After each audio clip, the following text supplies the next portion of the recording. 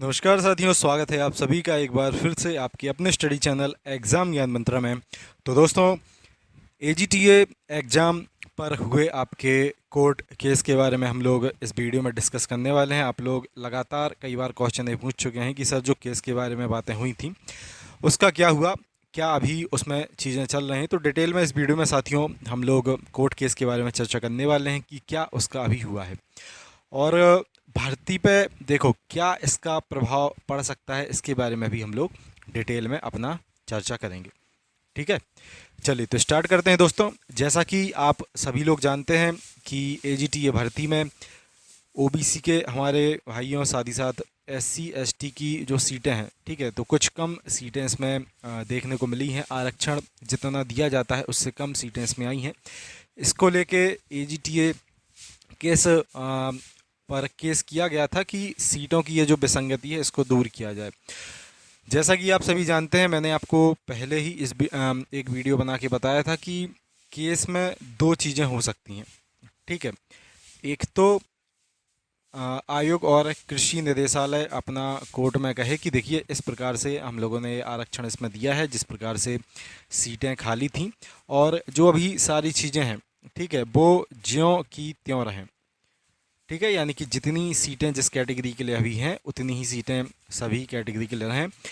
दूसरा केस इसमें अपना दूसरी कंडीशन ये हो सकती है कि जिस प्रकार से आरक्षण है, ठीक है, जिस प्रकार से आरक्षण डिवाइड है कि इतना आरक्षण इनके लिए रिज़र्व है, तो उस प्रकार से सीटों को कर दिया जाए। तो एक कंडीशन तो ये है। एक कंडीशन अपनी ये है, किसी भी कारण से भर्ती पर, मैं आपको फिर से क्लियर बता दूं, भर्ती पर कोई प्रभाव नहीं पड़ेगा। ठीक है, कोई प्रभाव नहीं पड़ेगा। दो ही चीज़ें ये हो सकती हैं, या तो ये ज्यों की त्यों सीटें रहें या फिर सीटें जिस प्रकार से होनी थी रिजर्वेशन के अकॉर्डिंग उस प्रकार से हो जाती। लेकिन मैं फिर से कह रहा हूँ, भर्ती पे इस पर कोई प्रभाव नहीं पड़ेगा, ना भर्ती फंसने वाली है ना कुछ। भर्ती देखो तब फंसती है, तब इस पर कुछ होता जब इसका एग्ज़ाम हो जाता, ठीक है, और सारी चीज़ें इसका डीवी वगैरह होके इसकी सीधी ये आ जाता कि आप हैं तो आपका इसमें सिलेक्शन हो गया है। ठीक है, रिजल्ट आ जाता जब इसका फाइनल। फिलहाल कोई भी इस पर प्रभाव नहीं दोस्तों आपका पड़ने वाला है। अब हम लोग बात करते हैं कि वर्तमान में कंडीशन क्या चल रही है। तो देखो, जानकारी प्राप्त इसकी हो रही है, ठीक है, कि इसकी जो सुनवाई है, हियरिंग जिसको हम लोग कह सकते हैं, तो प्रथम इसकी जो सुनवाई है, हियरिंग है, वो लगभग 3 तारीख की जानकारी प्राप्त हुई है। कल की 3 तारीख की ये जानकारी प्राप्त हुई है कि 3 अप्रैल, ठीक है, को इसकी पहली हियरिंग की जानी है। अब मैंने आपको फिर से वो चीज़ें बता दी। दो चीज़ें इसमें होंगी, या तो ठीक है, चीज़ें आपकी जैसे हैं वैसे ही रहेंगी, या अगर कोई ऐसी चीज़ इसमें है, आरक्षण में सच में अगर कोई विसंगति हुई होगी इसमें, तब फिर आपकी जिस प्रकार से आरक्षण दिया जाना था, आदरणीय कोर्ट अपना आदेश देगा आयोग को कि इस प्रकार से आप लोग सीटें हैं उनको डिवाइड कर दें। फिर भी भर्ती पर इसका दोस्तों कोई प्रभाव नहीं आपका पड़ेगा। मैं फिर से आप सभी से चीज़ें कह रहा हूँ। और देखो, ज़्यादातर संभावना है कि यूपी ट्रिपल एस सी, ठीक है, यूपी ट्रिपल एस सी और कृषि निदेशालय ने जिस प्रकार से इसमें सीटें खाली होंगी, ठीक है, उस प्रकार से अपनी, ठीक है, ये सारी चीज़ें प्रिपेयर करके और अपनी आपका जो नोटिफिकेशन है वो निकाला होगा। क्योंकि देखो, एक चीज़ है कि आपका जब अधियाचन भेजा जाता है तो वो बहुत सारे स्टेप पे अपना बार बार चेक किया जाता है। सबसे पहले कृषि निदेशालय में अधियाचन अपना चेक होगा कि किस प्रकार से सीटें विभाग में अभी खाली हैं, उस प्रकार से दे दो।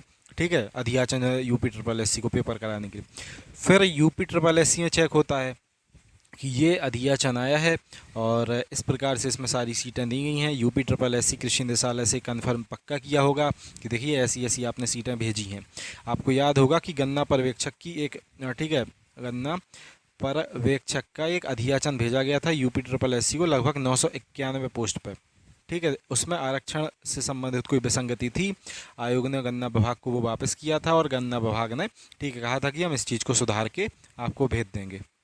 ठीक है, तो साथियों, ज़्यादातर संभावना अपनी यही है कि आयोग ने चेक किया होगा कि किस प्रकार से सीटें हैं, कृषि निदेशालय ने चेक किया होगा, इसके बाद शासन से परमिशन लेने के लिए कार्मिक विभाग वगैरह सारी जगह पे ये चेक हुआ होगा। ठीक है, कि किस प्रकार से सीटें हैं, उसके बाद ही ये जो नोटिफिकेशन है ये निकाला गया होगा अपना। ठीक है, तो यह साथियों 2 कंडीशन मैंने आपको बता दिया। कल जानकारी मिल रही है कि कल इसकी सुनवाई है, पहली हियरिंग है इसकी, और जिस प्रकार से इसमें फिर ठीक है आयोग और अपना जो भी छात्र होंगे उन जिनने केस किया होगा, ठीक है, तो वो अपने हिसाब से इसमें फिर आदरणीय अपना कोर्ट है अपना डिसीजन इसमें देगा। ठीक है, तो साथियों ये था, और मैं देखो चाहता हूँ कि जो भी इसमें ठीक चीज़ हो, ठीक है, जो भी इसमें ठीक हो कोर्ट अपने हिसाब से इसमें डिसाइड करे। अगर इसमें सच में आरक्षण में विसंगति हुई हो तो जिस प्रकार से सीटें डिवाइड हैं आरक्षण के अकॉर्डिंग, और देखो ये भी है ना कि जो अनरिजर्व में सीटें आई हैं लगभग 2100 सीटें हैं, ये भी सभी छात्रों के लिए हैं। इसमें ये थोड़ी ना है कि सिर्फ ठीक है जनरल का कोई छात्र है जो वो ही इसमें अपनी वैकेंसी लेगा।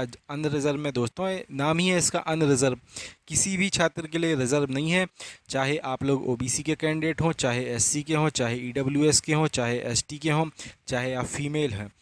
ठीक है, तो इन सीटों पे ये जो आपकी 2100 कुछ सीटें हैं, 2157 शायद सीटें हैं, ठीक है, तो उन सीटों पे सभी लोग अपना सिलेक्शन ले सकते हैं।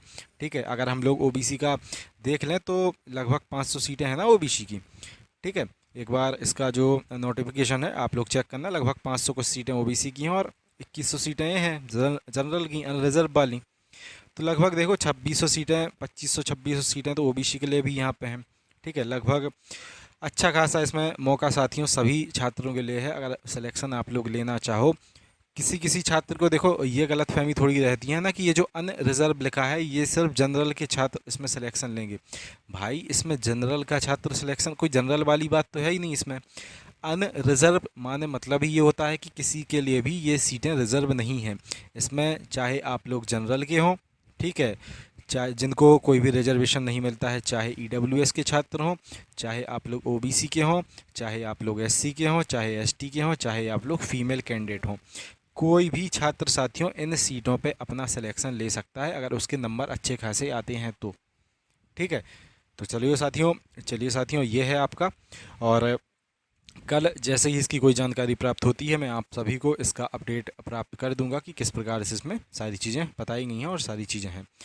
ठीक है, उसके साथ साथ एक और चीज़, जो भी हमारे साथी हैं जूनियर असिस्टेंट एग्ज़ाम की अपनी तैयारी कर रहे हैं, तो देखिए जूनियर असिस्टेंट के लिए चक्षु प्रकाशन ने एक सबसे बेस्ट आपके प्रैक्टिस सेट को निकाला है।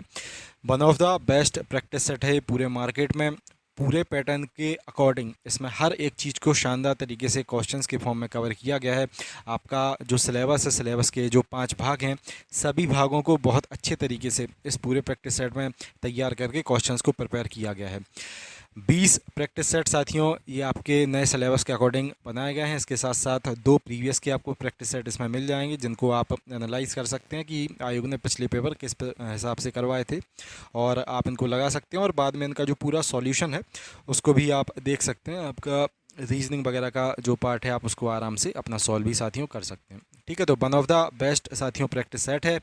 जो भी हमारे साथी इस प्रैक्टिस सेट को लेना चाहें, जूनियर असिस्टेंट एग्ज़ाम की बेस्ट आपकी इससे जो रिवीजन है और प्रैक्टिस है वो हो जाएगी। 20 + 2 टोटल 22 प्रैक्टिस सेट दिए गए हैं। आप ये जो वीडियो देख रहे हैं इसकी डिस्क्रिप्शन में इसकी लिंक है, साथ ही साथ आप अपने घर के आसपास किसी भी बुक स्टोर से भी इसको अपना परचेस कर सकते हैं और शानदार तरीके से इस एग्ज़ाम में अपनी तैयारी को, अपने रिवीजन को कर सकते हैं। मिलते हैं दोस्तों अगली वीडियो में। जय हिंद, जय भारत।